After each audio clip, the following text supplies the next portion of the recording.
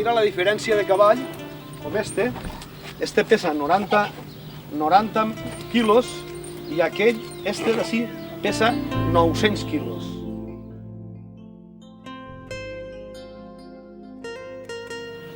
I este d'ací pesa 700.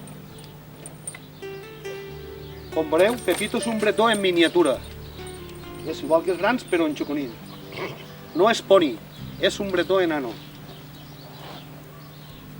I alguna vegada m'han dit que si ballava la burreta jo li diria que no li faltaren el respecte perquè se sentia un bon macho en cavall, no en una burra. Bueno, voleu veure ballar Pepito? Sí, doncs anem a veure-ho.